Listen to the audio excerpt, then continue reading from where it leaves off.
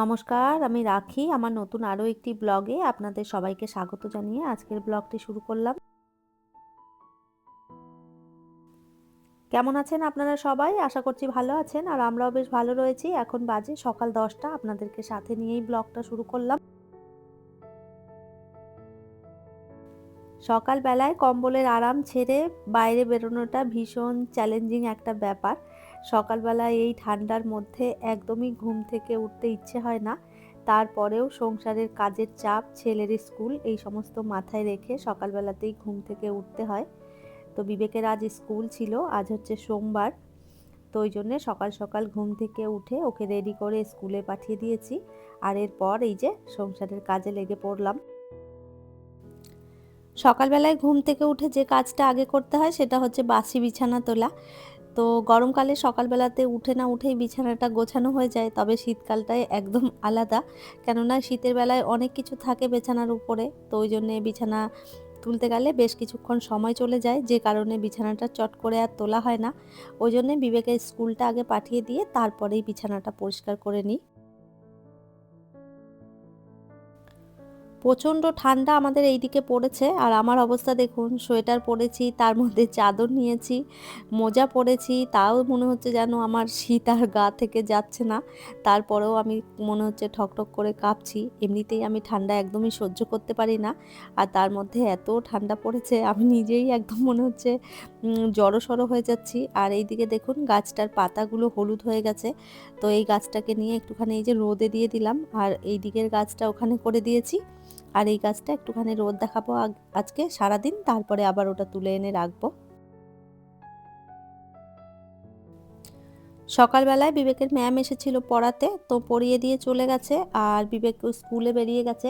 তারপরে আর এই যে বই খাতা সমস্ত বিছানার উপরেই ছড়িয়ে ছিটিয়ে ছিল, এইগুলো এরপরে এই যে জায়গা মতন রেখে দিলাম। আর মাদুর পেতে দিই, কেননা ওই যে বিবেক আঁকাআঁকি করতে থাকে তখন বিছানার চাদরগুলো নষ্ট হয়ে যায়, যে কারণে ও যখন পড়তে বসে তখন এই মাদুরটা আমি পেতে দিই। এই মাদুরটা আমি মল থেকে কিনেছিলাম, বিশাল মেঘামার্ট থেকে। তো এত সুন্দর মাদুরটা, ছোট্টখাট্ট, সবসময় পাতাও যায়, তুলেও রাখা যায়। আর এই মাদুরটা আমার ভীষণ কাজে লাগে, সবসময় আমি পেতে দিই। বিবেক এটার উপরে বসে ড্রয়িং করে, খেলা করে, আবার পড়তে যখন বসে তখন পেতে দিই। সারাদিন এই মাদুরটা আমার অনেক কাজে দেয়। তো যাই হোক, এদিকে বিছানাটা একটুখানি ঝেড়ে নিচ্ছি। এই বিছানার চাদরটা আমি কাল পরশুদিন চেঞ্জ করেছিলাম, তো এটা একদম পরিষ্কারই রয়েছে। আর এই ঘরটায় যেহেতু আমরা ঘুমাই না, এই জন্য এই ঘরের চাদরটা বেশ অনেকদিন পেতে রাখা যায়। তো যাই হোক, বিছানা ঝেড়ে নিয়েছি আর এরপরে এই গাছগুলোতে একটুখানি জল দিয়ে দিচ্ছি। আর দেখুন কেমন শীতের মধ্যে তরতাজা হয়ে উঠেছে আমার গাছগুলো, এত সুন্দর ফুল ফুটেছে, দেখতে ভীষণ ভালো লাগছে। আর এই দিক থেকে প্রচুর হাওয়া আসছে, জানালা বেশিক্ষণ খুলে রাখা যাবে না। গাছগুলো দেখেই বুঝতে পারছেন ফুরফুর করে হাওয়া চলছে। জানালা খুলে রাখলে মনে হয় যেন ঘর একদম বরফের মতন ঠান্ডা হয়ে যায়।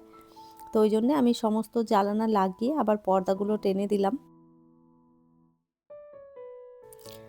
ওই দিকের বিছানাপত্র সমস্ত সুন্দরভাবে গুছিয়ে নিয়েছি আর এরপরে এই যে ডাইনিংয়ে যে জিনিসপত্র ছড়িয়ে ছিটিয়ে রয়েছে সেগুলোও গুছিয়ে নেব, আর সাথে সাথে আপনাদের কমেন্টগুলোও পড়ব। শ্যামলী ব্লগ থেকে দিদিভাই কমেন্ট করেছে, আগের দিনের রান্নাবান্না খুব ভালো লেগেছে, সঙ্গে পূর্ণিমা পুজো তো খুব ভালো লাগলো, সঙ্গে লুচি, ছোলার ডাল সব মিলিয়ে ভিডিওটা দারুণ হয়েছে।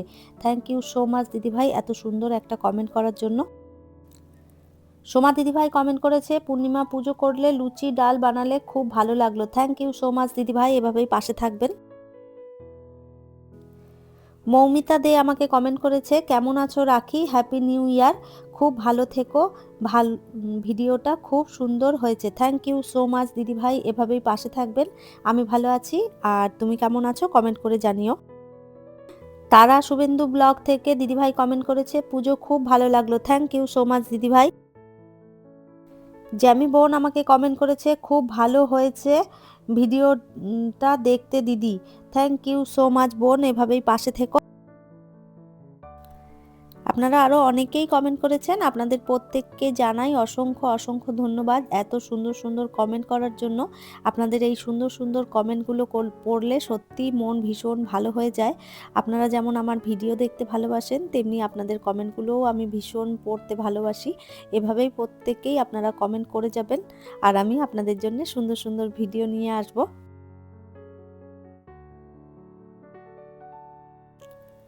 টুকটাক অনেক কাজ গুছিয়ে নিয়েছি, এরপরে চলে এলাম বারান্দাতে। অনেক কাজ পড়ে রয়েছে, দেখুন চারোদিকে জিনিসপত্র ছড়িয়ে ছিটিয়ে রয়েছে। পূর্ণিমা পুজো করেছিলাম সেই সমস্ত জিনিসপত্র এখানেই রয়েছে, ঠাকুরের কয়েকটা বাসন। আর এই যে অনেক কাঁচা জমা হয়েছে, আজকে কয়েকটা এই যে এখন কেচে দিচ্ছি। আরও কতগুলো জমা হয়েছে সেগুলো আবারও একবার মেশিন চালাতে হবে।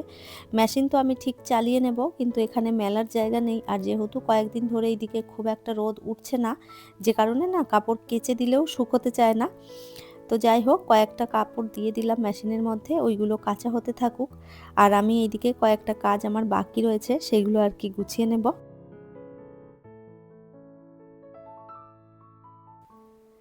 পূর্ণিমা পুজোর দিন মা এসেছিল, তো সমস্ত কাজ বাজ সেরে বিকেলবেলায় মাকে নিয়ে একটুখানি বেরিয়েছিলাম।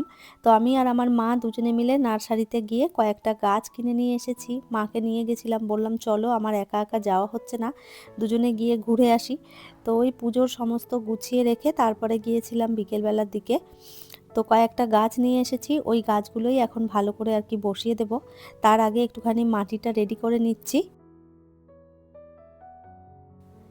যেই নার্সারি থেকে আমি গাছ কিনি, ওই নার্সারি থেকেই আমি ভার্মি কম্পোস্ট, তারপরে ওই কোকোপিট, তারপরে শিংকুচি সমস্তটা নিয়ে এসেছিলাম। ওইগুলোই মাটিটা আর কি রেডি করলাম সমস্ত অল্প অল্প করে দিয়ে।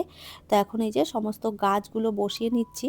আর কিভাবে মাটিটা রেডি করলাম সেটা হচ্ছে আপনারা দেখতে চাইলে কমেন্ট করবেন, পরে কখনো যদি আমি আবারও লাগাই গাছ তখন আপনাদের সঙ্গে শেয়ার করব।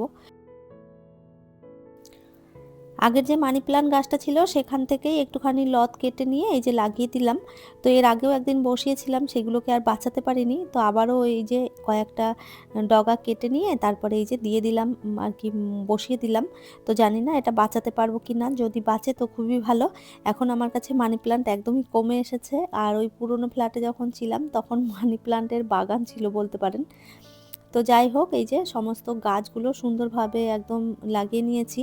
আর গাছ লাগাতে গেলে না প্রচণ্ড নোংরা হয়, দেখতেই পাচ্ছেন চারোদিকে একদম যাচ্ছে তাই অবস্থা হয়েছে।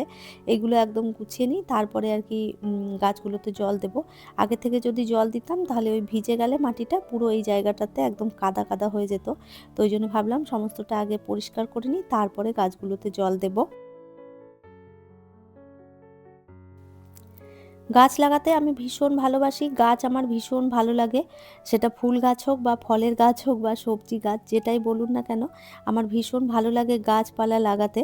তো আমি এই যে ফুল গাছ কয়েকটা লাগালাম, আর এই যে কয়েকটা লাগিয়েছি ইনডোর প্লান্ট। দুটো কাগজ ফুলেরও গাছ নিয়ে এসেছি, সেগুলো টব সমেত নিয়ে এসেছিলাম, ওই জন্য আর লাগাতে হয়নি। ওই যে নিচে একটা সাদা টবের মধ্যে দেখতে পাচ্ছেন, এটা একটা অরেঞ্জ কালারের হচ্ছে ওই কাগজ ফুল, যেগুলোকে ওই বাগান বিলাস বলে। তো ওই যে আর একটা নিয়েছি ওই পার্পেল কালারের, সেটা ওই ওপরে রয়েছে, দাঁড়ান আপনাদের দেখাবো একটু পরে। তো তার আগে আমি এইদিকে কিচেনে চলে এসেছি, কিচেনটা একটুখানি ছড়িয়ে ছিটিয়ে রয়েছে, এগুলো গুছিয়ে নিয়ে তারপরে দুধটা গরম বসিয়ে দেব। দুধবেলা দাদা এসে দুধটা দিয়ে গেছে। তো আমি গাছগুলো রেখে চলে এসেছি, কাপড়গুলো কাঁচা হতে থাকুক। তো এই দুধটা বসিয়ে দিয়ে তারপরে কাপড় মিলতে যাব, তখন আপনাদের গাছগুলো দেখাবো, দাঁড়ান। চারোদিকে ছুটে ছুটে কাজ করতে হয়, একবার এইদিকে একবার ওইদিকে, সারা ঘর আমি ছুটে বেড়াই সকালবেলাতে। আর এই যে দেখুন, এখানে এই যে গাছগুলো আমি লাগিয়ে উপরটাতে তুলে দিয়েছি। আর ওই যে দেখতে পাচ্ছেন পার্পেল কালারের একদম বাগান বিলাসটা ভীষণ সুন্দর ফুল ফুটেছে।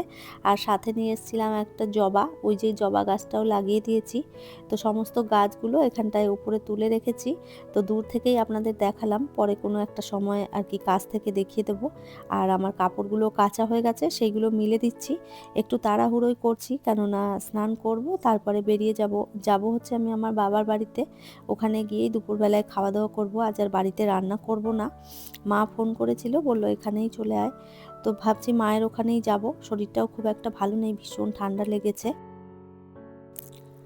ঘরের সমস্ত কাজ বাজ যেগুলো ছিল সব গুছিয়ে নিয়েছি।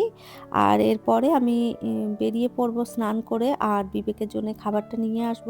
বিবেক স্কুলে গেছে, ওই 3:30-র সময় ওদের বাসটা ঢোকে, তার আগেই আমি চলে আসব। তাহলে চলুন স্নান করে বেরিয়ে পড়া যাক।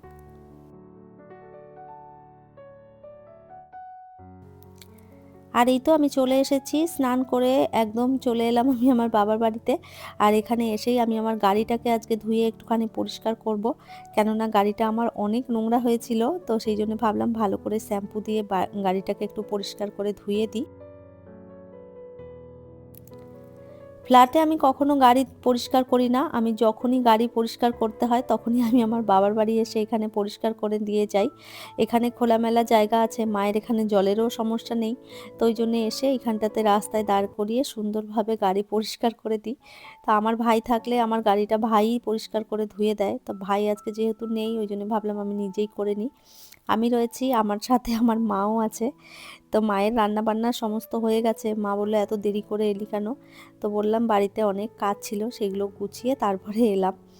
তো এখন এই যে গাড়ি পরিষ্কার করে তারপরে আমি আর মা দুজনে খেতে যাব। মাও আমার জন্য বসে রয়েছে, এখনো পর্যন্ত খাবার খায়নি। বললাম, "তুমি গিয়ে খেয়ে নিতে পারতে, আমার দেরি হবে।" তো মা বলল, "না, একসঙ্গেই খাবো।" তো এই যে গাড়ি ভালো করে ধুয়ে একদম পরিষ্কার করে নিয়েছি। আর এরপরে এই যে এখানে রোদটাতে রেখে দেবো।